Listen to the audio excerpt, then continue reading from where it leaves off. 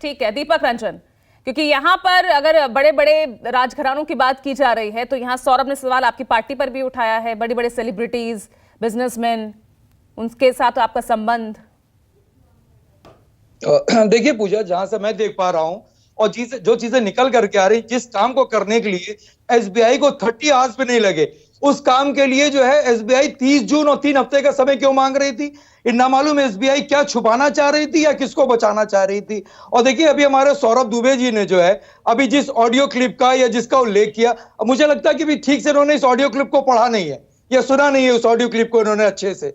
अगर ये उसमें सुनते तो उसमें कहां 4,000 करोड़ का लेन देन की बात है। उसमें अगर आप नेताजी का ऑडियो का अगर आप देखिए तो नेताजी ने उसमें सिर्फ किसानों के हित की बात की है। उन्होंने अमर सिंह साहब से कहा है कि अगर हम उद्योगपतियों को लाभ पहुंचाएंगे तो हमारे किसान कहां जाएंगे। मैं इनसे पूछना चाहता हूं सौरभ दुबे जी से कि दोबारा इसको पढ़ने का काम करें, उसको सुनने का काम करें। और एक चीज मैं और पूछना चाहता हूं कि देखिए जो इलेक्टोरल जो बॉन्ड खरीदता है आदमी, उसको एक पेपर मिलता है। उस पेपर में ना तो उसका नाम रहता है, मेंशन होता है, ना उसको कुछ होता है, एक लिंक नंबर होता है और उसको भी आप एक स्पेसिफिक टार से आप देख सकते हैं। और जो चीजें होती है पूजा जी कि जो भी XYZ किसी को भी आप दे रहे हो उसको रिडीम कराने के लिए, और अगर 15 दिन के अंदर अंदर वो उसको रिडीम नहीं कराता है तो वो पैसा जो है वो पीएम रिलीफ फंड में चला जाता है। मैं पूछना चाहता हूं सौरभ दुबे से, अपनी जानकारी के लिए मैं पूछना चाहता हूं कि पीएम रिलीफ फंड में कितना पैसा आया, और अगर पीएम रिलीफ फंड में उस इलेक्टोरल बॉन्ड के माध्यम से पैसा आया तो वो पैसा कहां खर्च हुआ, वो जिम्मेदारी किसकी है? ठीक है, और ये जो भी उल्लेख कर रहे हैं ये पहले साथ हैं, सत्ता पक्ष से एनडीए में ही शामिल हैं।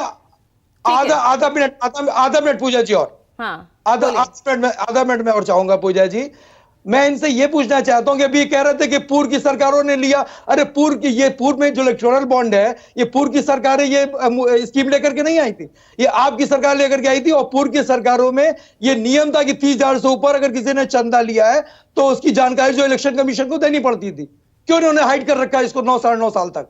2018 में आया ये स्कीम आई इलेक्टोरल बॉन्ड की, और उसका सबसे ज्यादा फायदा किसने लिया?